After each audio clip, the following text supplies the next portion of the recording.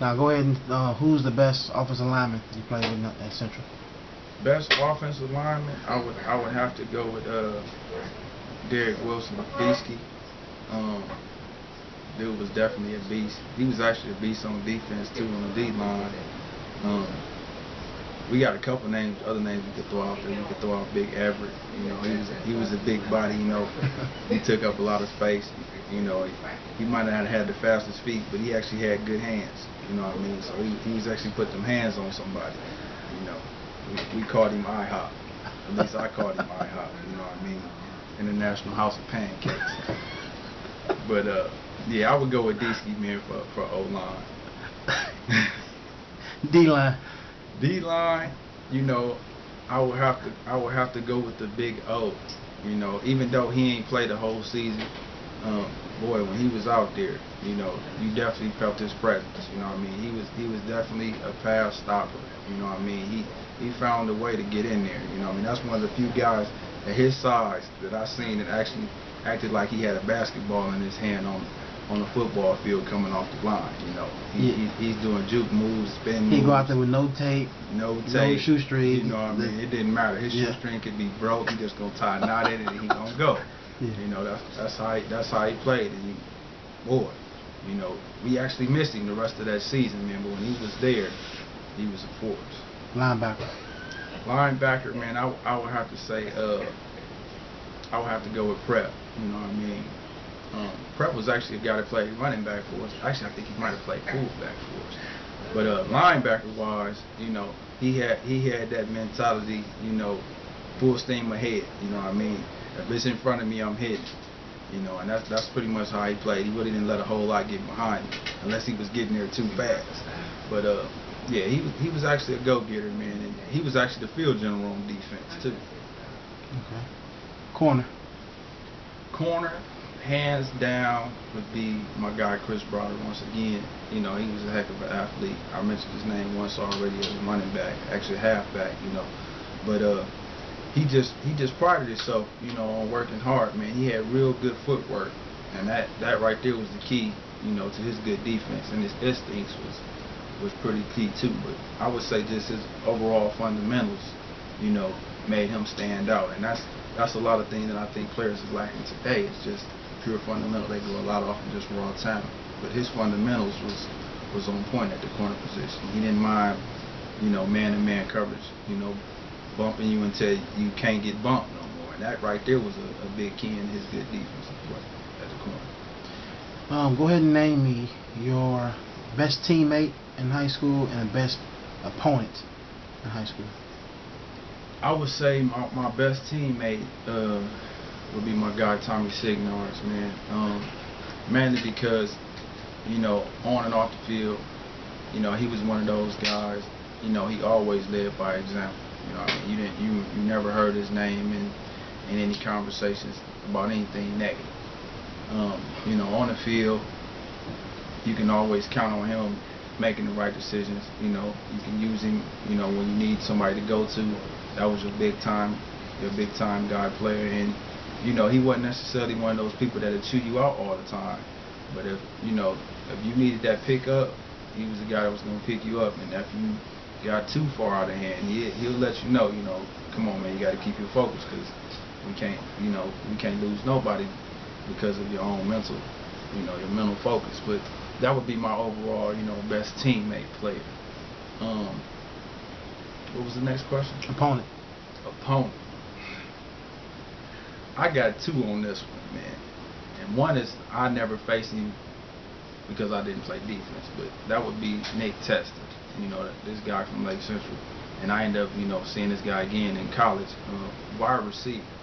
I mean, he wasn't the biggest one, the fastest individual, but boy, when it came to running crisp routes, catching anything that was near him, that's something he did. I mean, he actually made us look bad a few times when we played him. And he actually did the same thing again in college.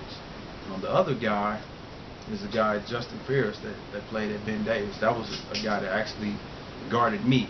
And when we played Ben Davis, I think I only had one catch. That one catch was only for like 5 yards. He did a great job of covering me and Antoine Bullard. Bullard actually, I don't even think he had to catch that game. The only person that actually performed that game at the receiver position was Tommy Signars. And my hats off to Justin Fears, and it wasn't because of just how he locked down on us, but he actually prepared, and they actually knew our audibles, they knew our calls.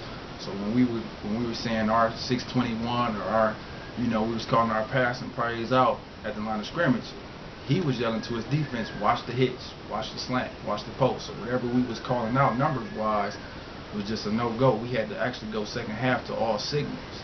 And we actually had a better second half, but as far as being prepared for your opponent, Justin Fears actually had his team ready. Best college teammate? Best college teammate. This would have to be a guy nobody knows. His name's Will Barnes.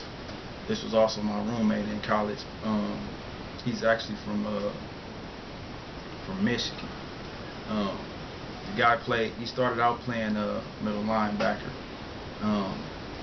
And ended up having to get moved to safety just because of concussions. I never seen a guy his size, with that much heart and that much determination and just overall hitting power. Pound for pound, that was probably the hardest hitting player I've seen on the football field. Starting out, he probably was about $190, about 5'8", playing linebacker. But I mean, when it came to making a play, making a tackle, he was in on majority of the tackles at linebacker.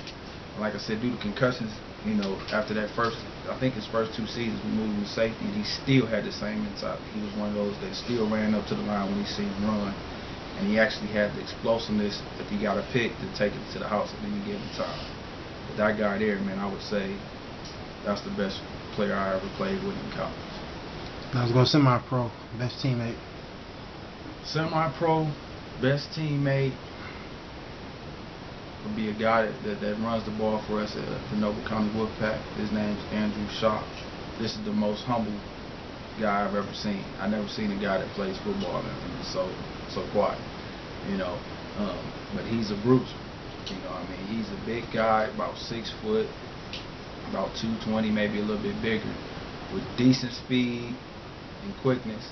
Doesn't necessarily have the best soft hands to catch the ball, but as far as running and bringing down, he probably led the league in yards per carry. Because I've never seen one, not even 2 people bring him down. I would say he's probably the best semi-pro player that I've played with. Best opponent? Best opponent. I'm sad to say that I didn't get to face him this year because I was really looking forward to it. This guy name is I think it's Monsetto or something like that. I can't think of his first name, but it's something like that. But his last name is Love. He played safety for the Indiana Generals. Me and him had some real strong words and some physical play last year in the playoffs. And he's a real good safety. I believe he actually made All-American this year too. Like I said, I was really disappointed we didn't get to face each other this year. That was kind of be like my Revis guy. Gotcha. He kind of think he had his own island out there, so to speak. So the good thing about that is, you're gonna be teammates next year. I wouldn't say all that. Believe it or not, I got more of my guys from the Cutters trying to get me to play with them than the Generals. So that's another good team. They won back-to-back championships the previous 2 years. So I got a lot of decisions to make, and it's a lot of it's gonna be based off of the kind of guys that's on the team. I love the family-oriented team atmosphere we have with the Wolfpack, and a lot of it's also gonna be based off of if I want to be more involved in the offense where I can feel like I can contribute a little more. So I've got a decision to make.